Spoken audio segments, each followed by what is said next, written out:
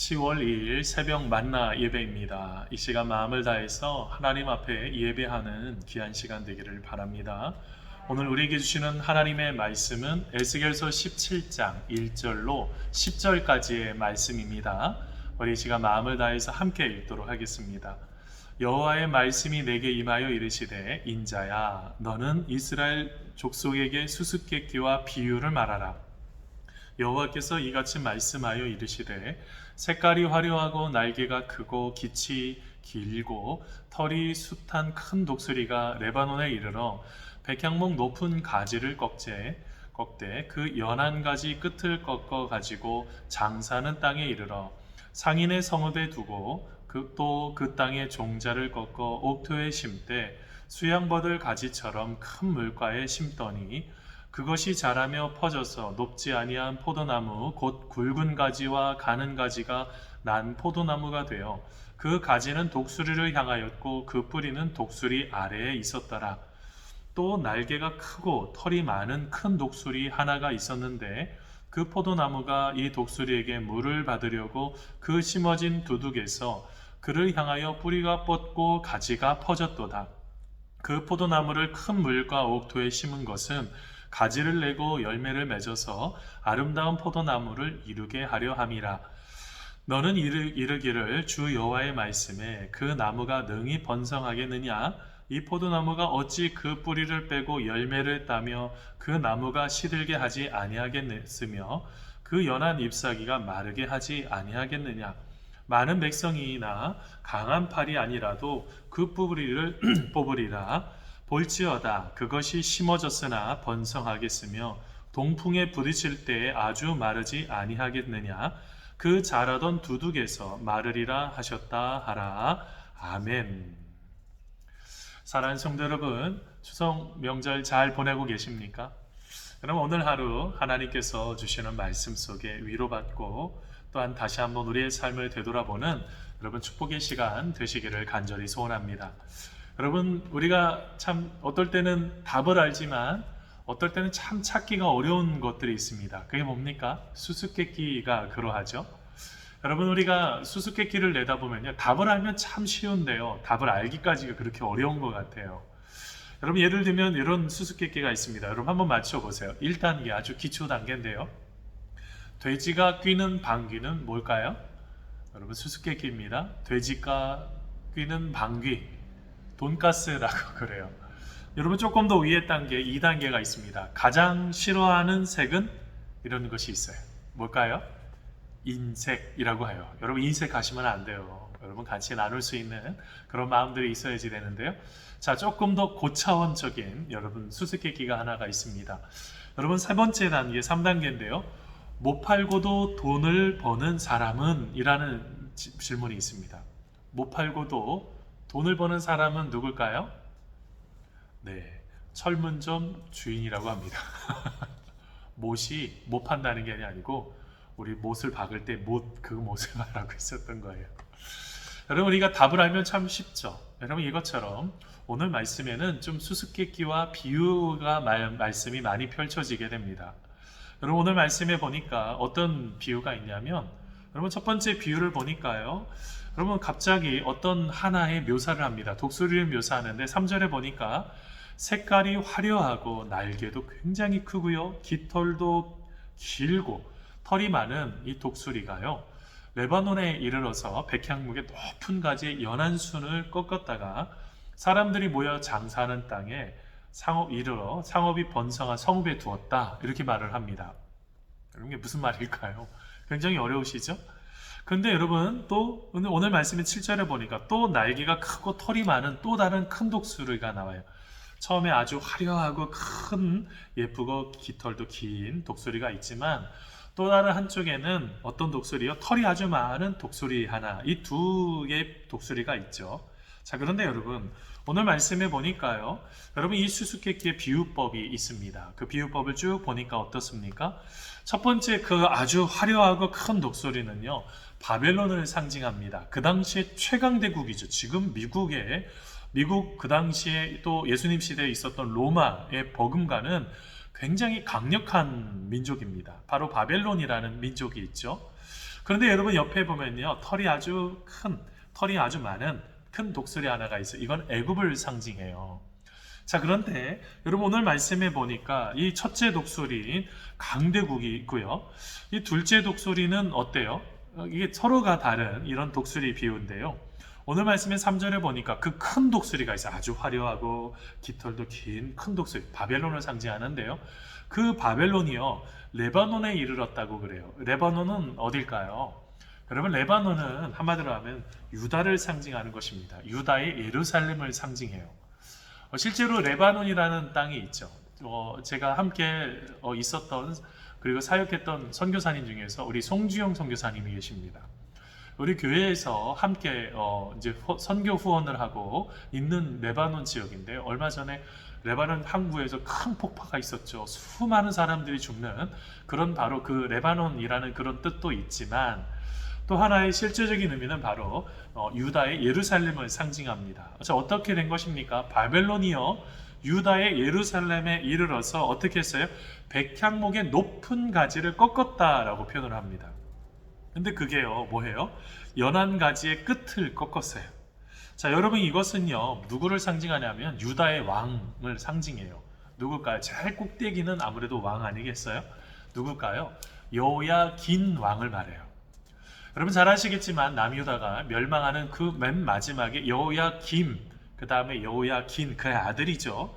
그러면서 그의 삼촌인 시드기야가 있습니다. 그러니까 여러분, 여호야김과 시드기야는 형제 관계죠. 근데 그 아들인 여호야김 왕, 가장 연한 순인 그 여호야김 왕을 사로잡아 갑니다. 그래서 37년 동안 감옥에 가두죠. 자, 그런 이야기가 있는데요. 자, 오늘 말씀해 보니까 어떤 이야기가 펼쳐집니까? 그런 어려움 속에 있었는데 나중에 어떻게 된 거예요? 그러고 나서 그 종자를 꺾어서 이제 심었다고 그래요. 5절 말씀해 보니까 그 땅에 종자를 꺾어 옥토에 심되 수양버들 가지처럼 큰 물가에 심었다는 거예요. 누구를 상징할까요? 여기 또 여호야긴 왕 뒤에 바로 시드기야 왕을 말하는 거죠. 시드기야 왕이 어떻게 된 것입니까? 아주 좋은 수양버들처럼 큰 물가에 심어지게 되었습니다. 근데 여러분, 문제가 하나가 생겼어요. 이 시드기야가요, 갑자기 나라를 좀 구해야 되겠다라는 생각을 가졌던 것 같아요. 하나님께서 여러 번 말씀하시고 예언하셨는데 그 말씀을 놓쳐버리고 내가 우리나라를 좀 구해야겠다고 생각을 해서 어떻게 합니까? 예레미야의 충고를 듣지를 않습니다. 나중에 여러분 역대하 36장 11절에서 13절 말씀에 보면 이런 말씀이 있습니다. 시드기야가 그 하나님 여호와 보시기에 악을 행하고 선지자 예레미야가 여호와의 말씀으로 일러도 그 앞에서 겸비치 아니하였으며 느부갓네살이 저로 그 하나님을 가리켜 맹세케 하였으나 저가 배반하고 목을 곧게 하여 마음을 강팍게 하여 이스라엘의 하나님 여호와께로 돌아오지 아니하였더라 라고 말합니다. 그럼 뭘 한 겁니까? 시드기야가 하나님 보시기에 악하게 행했어요. 예레미야가 예언을 했죠.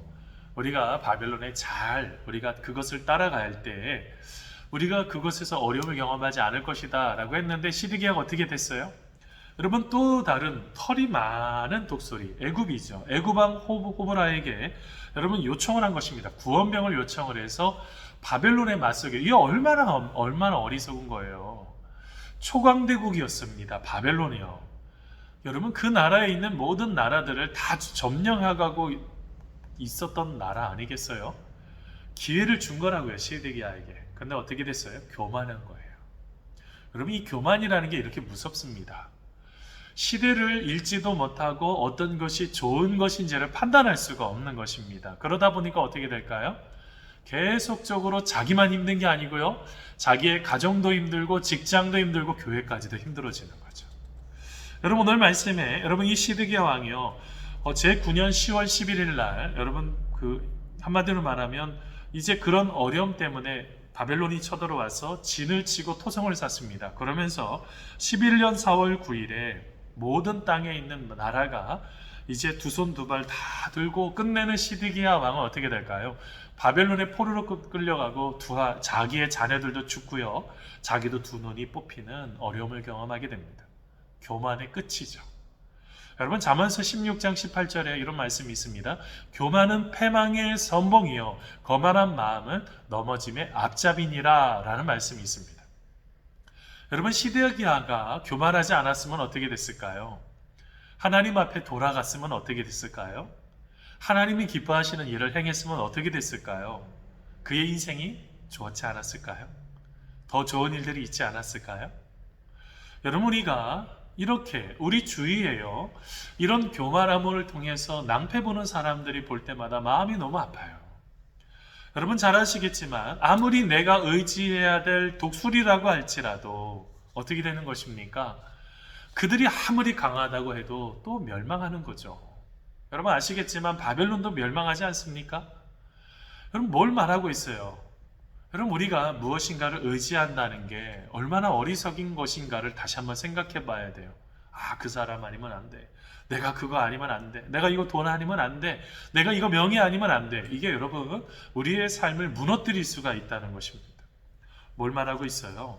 여러분 우리의 무지하며 우리는 조금만 방심하면요 하나님 없이 삶을 살아가요.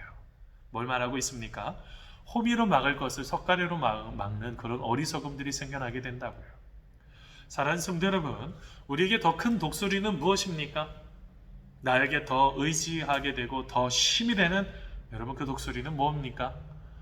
오늘 말씀에 하나님께서 그렇게 말씀하세요. 하나님을 여호와를 가까이 하라는 것입니다. 여러분 이게 추석 명절을 한참 잘 보내고 계시죠? 우리가 하나님을 가까이 하는 게 여러분 얼마나 중요합니까? 우리가 다시 한번 우리가 또 다른 독수리라고 할지라도 구원하지 못함을 생각하고 우리가 다시 하나님을 의지하는 것입니다. 여러분 추석 명절 어떻게 보내고 계십니까? 이제 이틀 지나고 이제 3일째가 되는데요. 여러분 우리가 우리의 모든 것들을 창조하시고 보호하시는 하나님이 우리 아버지신 거 알고 계시죠? 우리 다시 하나님 만나셔야 돼요.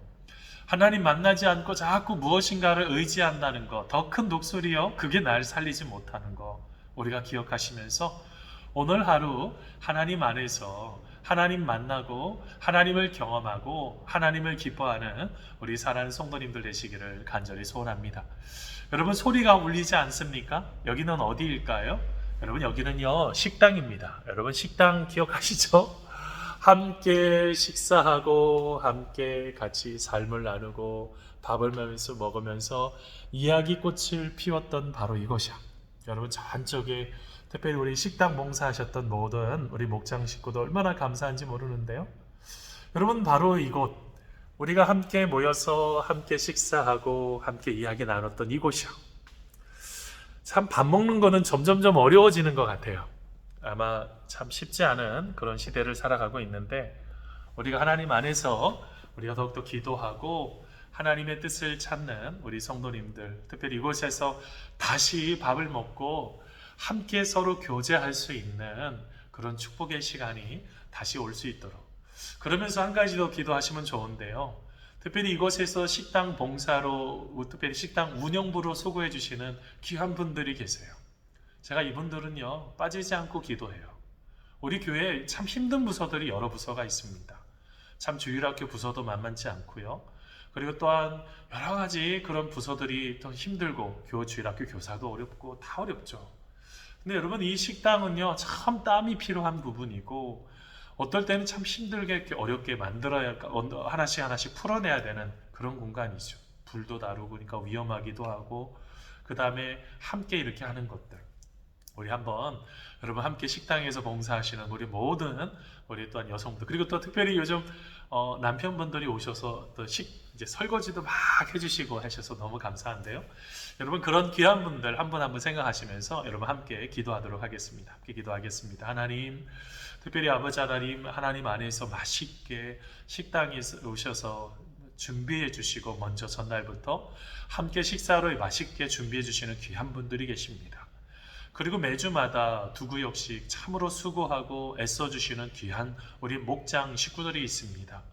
하나님 한 분 한 분을 마음껏 축복하여 주셔서 하나님의 놀라우신 은혜 가운데 거하게 하시고 주님의 평안이 가정에 또한 삶 속에 가득히 체험받을 수 있는 그런 귀한 날이 속히 올 수 있도록 이곳을 우리 또 모여서 함께 식사하면서 즐거움으로 기쁨으로 살아갈 수 있도록 이 시간을 축복하여 주시옵소서.